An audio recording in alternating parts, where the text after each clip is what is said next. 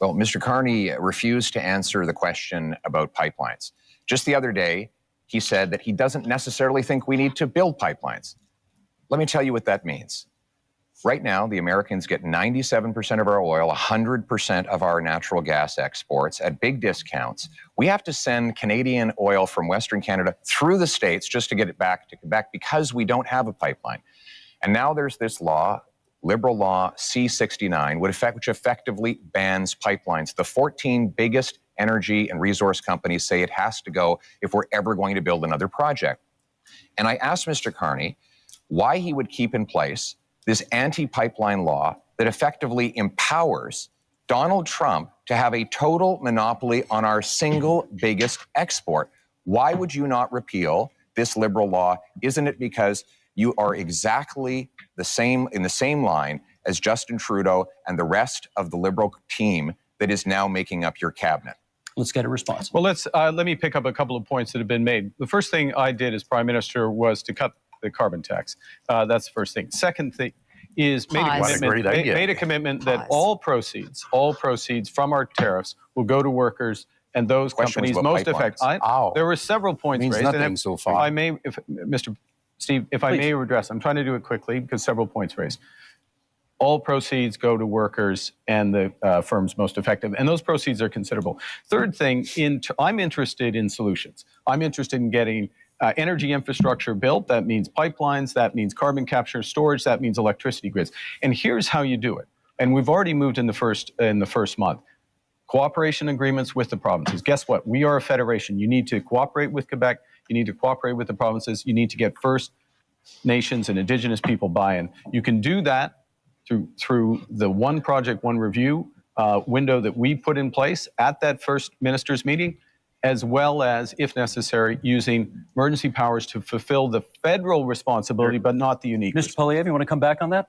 What you're saying, Mr. Carney, with respect, is a total contradiction.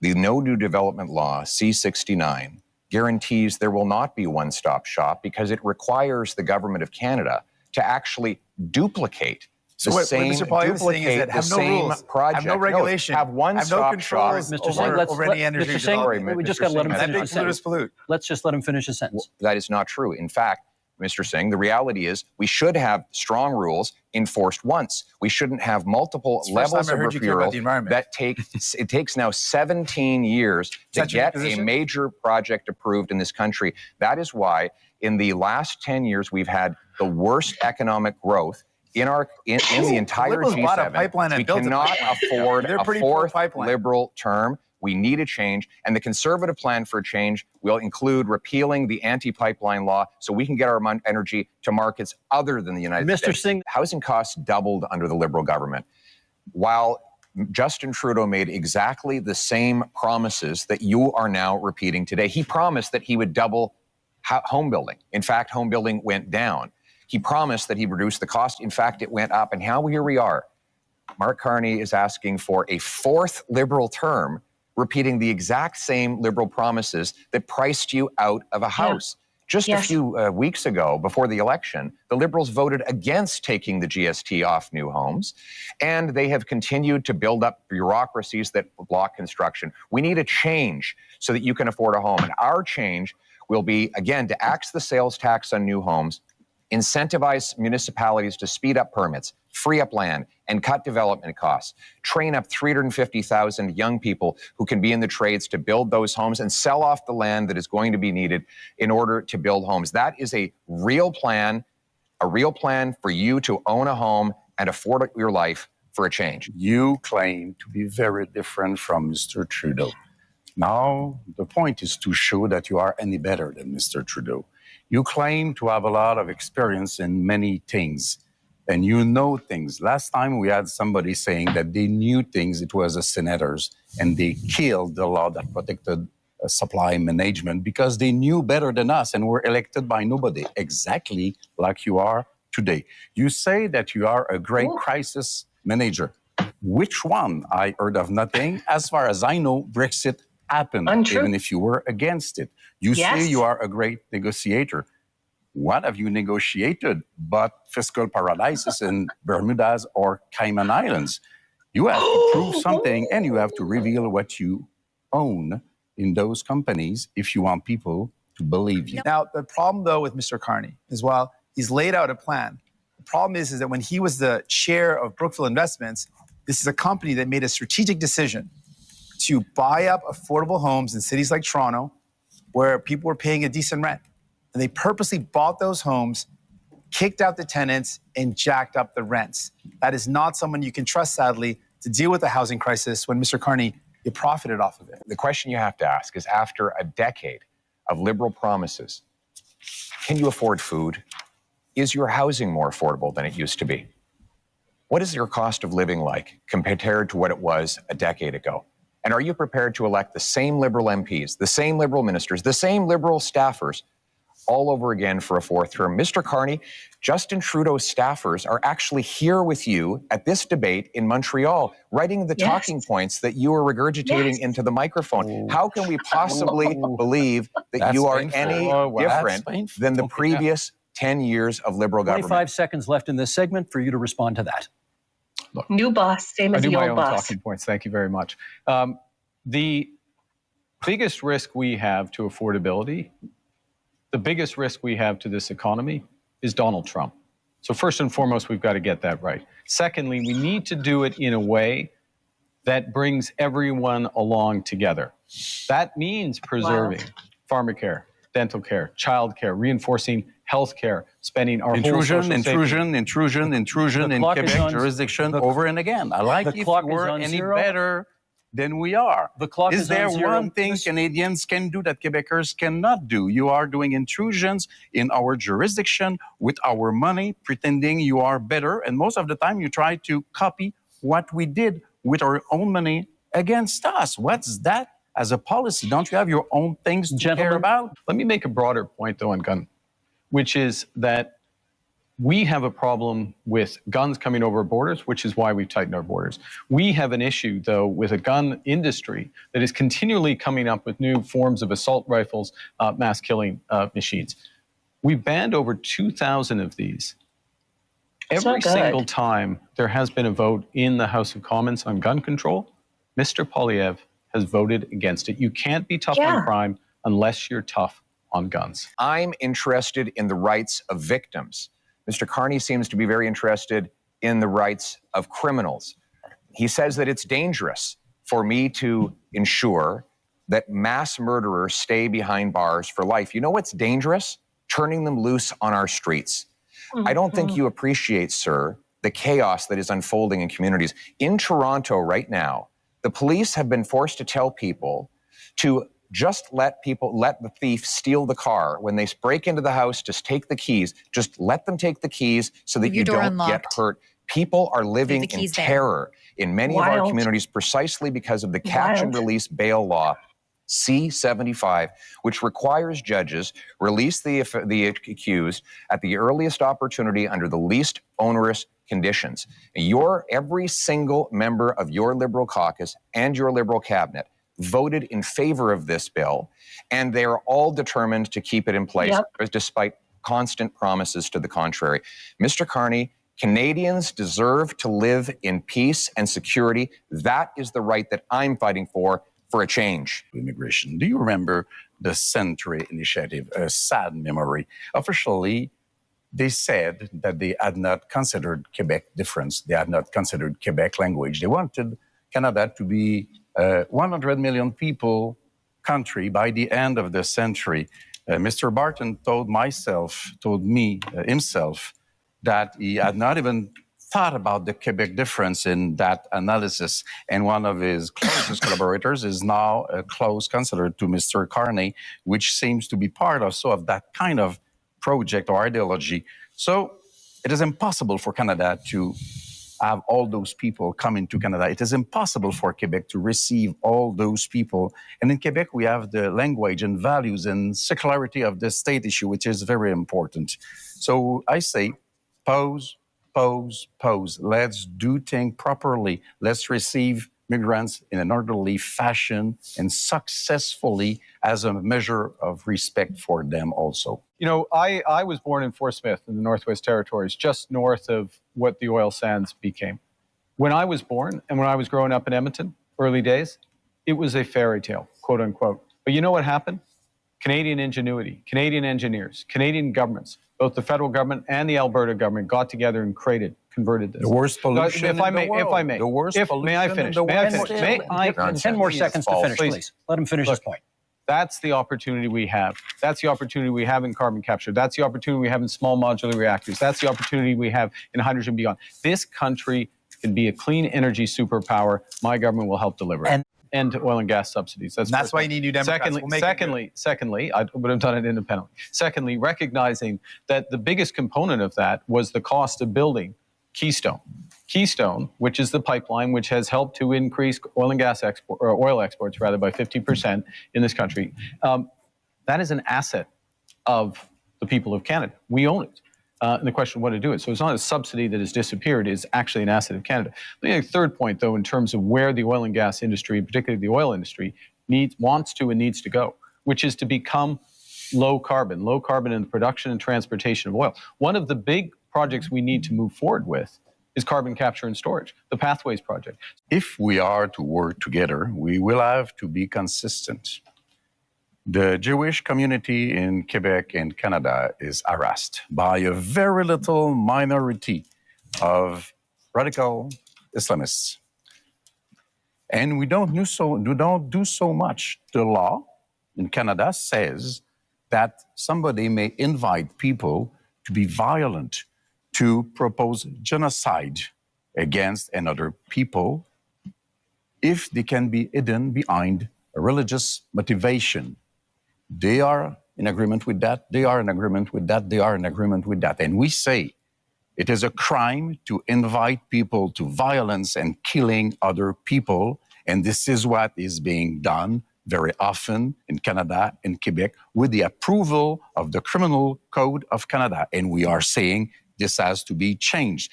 We have to change what we do before we want people elsewhere to change what they do. This Liberal government's commitment to a radical policy called the Century Initiative, which seeks to bring our population up to 100 million people. They have allowed massive overcrowding in our communities. That has caused housing shortages, job shortages, Don't blame immigration for the fault of your government. And if I could, the fact that you did sorry, not I didn't invest in interrupt housing, you. I did not interrupt six you, homes, sir. I did not wrong. interrupt you. Don't blame. I do not blame. Your If I could, Let him finish. I do not blame immigrants. I blame the Liberal government, which brought this policy on. And Mr. Carney wants to continue with the Century Initiative. This is crazy. We have to get back to normal levels of immigration, get rid of the fraud in the temporary immigration system, and ensure that the people who come here can arrive in numbers that we can house, employ, and care for. That's how it always was, and that's how we're going to restore Thank you, it. Mr. Carney, as chair of Brookfield Investments, your company is one of the biggest tax dodgers in Canada. As chair, you approved decisions where Brookfield Investments bought up affordable homes, kicked out the tenants, and jacked up the rates. As prime minister, one of the first things you did was a tax cut that helped out mostly millionaires.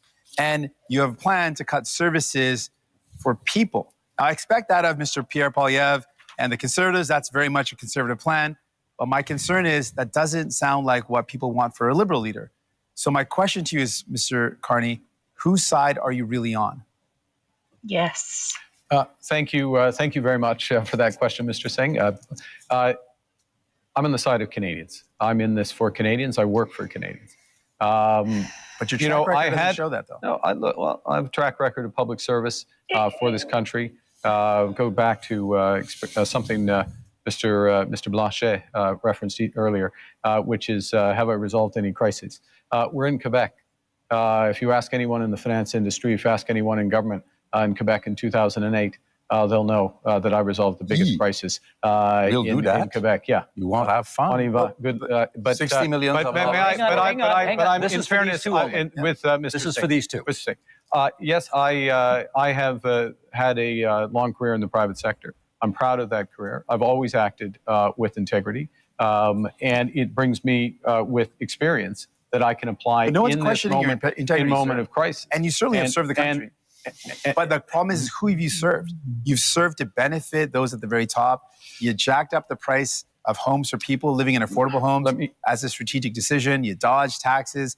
And then your decisions as prime minister show you're not prioritizing people, but you're prioritizing big business, billionaires. In Blanchette has 2008, gone hard on him. not so much by your decision, $10 billion were given to car industry in Ontario, while 60 millions, not billions of dollars, were lent to lumberwood throughout the whole of Canada. I don't believe that's the right way to manage a crisis, since you did not recoup the money from the car industry. Then, you have been the manager of Brookfield. It's supposed to be a green investment fund, but we now know that 50% of the investments of Brookfield is in fossil fuel. It's not so green. You seem to want to support oil and gas industry. That's interesting. You want to support prefab housing, and it's also in the investments of Brookfield, but not in Canada. You want to support nuclear power, smaller reactors, which are more dangerous, by the way, and Brookfield has investments in Westinghouse. You have hidden the money of Brookfield in Bermuda and Cayman Island, $30 billion. Billions of dollars lost for Canada. You are having your taxes being paid by families, workers, elders in Canada and Quebec instead of paying your own taxes. So I want to know, will you, before the election, reveal all the details of your assets, as Mr. Singh has done, as Mr. Poiliev has done, and as I have done? We have a right to know under those circumstances. Let's let him answer. Will you? Well, the first thing is, I'll say a word about Brookfield. This is a Canadian success story. It is the largest infrastructure investor and developer in the world. It is one of the largest, if not the largest, developer of renewable power in the world. And who benefits from that? That's Canadian pensioners. That's Quebec pensioners. That is teachers. That firefighters. It is a series of people, including individuals on this stage, benefit from that. Now, yeah, you. You, always mostly acted you. with integrity. Served the shareholders of Brookfield when I was there. I have left that. Still I are. have followed all the rules well in advance. So let's I have followed reveal all your the rules Yes. well in Let's advance. reveal your assets like we all did. And working for the people of Canada. What do you own? He's Why not don't gonna. you tell Canadians and That is Quebecers time. what you own? Mr. Carney, in 2020, it was recorded, you began advising Justin Trudeau. It's still on the Liberal Party website today that you are Justin Trudeau's economic advisor. They might want to update your website on that. On June 3rd of 2021, you said Look at his face. that inflation God, he's would be a serious. sign of economic progress. And you advised governments, including Justin Trudeau's, your Liberal government, to print money, which led to the worst inflation crisis in a generation. Now, that means that mothers went to bed with empty fridges and empty bank accounts, worried how they'd feed their kids, that seniors worried they'd be evicted from their homes, that young people believed they'd never be able to own a home in the first place. Now, in retrospect, you look back on the Liberal decisions that you advised Justin Trudeau to take. Will you look at the camera in the eye and apologize to the many people who suffered as a result of the inflationary policies that you advised Justin Trudeau to implement? It's... Yes or no? I said earlier, but I'm going to say it again. I know you want to be running against Justin Trudeau. Justin Trudeau isn't here. Are you denying I you am were his here. economic advisor? I did not provide any of that advice. I did not provide any of that It's advice. on the Liberal Party I'm website. sorry. What? Are you Did you do accusing that? your Liberal Party of lying about your role? Because it says today you can go to the Liberal Party website now, and it says that you were Justin Trudeau's economic advisor. The way you judge someone, in my view, is how they act, what they do when they have responsibility. Twice I was a central bank governor. And in both cases, if I may, in both cases when I was responsible for inflation, inflation was less than 2%. I'll add that when I was here responsible for the Bank of Canada, inflation was less than 2%. Our dollar was at parity. That is the kind of success that I can deliver for this country coming out of this crisis. And You what were- is at you stake were- here? you were the What is at economic stake here? advisor What is to at Justin stake Trudeau here? that gave If us we the bring worst it back, if I inflation may bring that it we back, have had in a generation, because the Could I bring policies it that you back? Could I implemented bring and it those back? of the MPs that are I am still going to bring in it back your ministry. to the Fellow Canadians, crisis which the we last face. 10 years has been about the Liberals. The next 10 years should be about you. And Mr. Poilievre, it is now 950 days, if my numbers are right, since you've had Never the are. opportunity to get your top secret security clearance, and you've refused. Why? Well, first of all, I have got my security clearance when I was a minister. I got top secret clearance at the time, so there's no problem getting that. But when the government made this recent offer, they said that if I got the secret security clearance briefings, that I would be gagged under the security law, and I could be prosecuted if I spoke freely about matters of foreign interference. Now, given that Canada has experienced Chinese interference by Beijing, the government of China, in 2 consecutive elections, I needed to do my job to speak freely without fear of prosecution.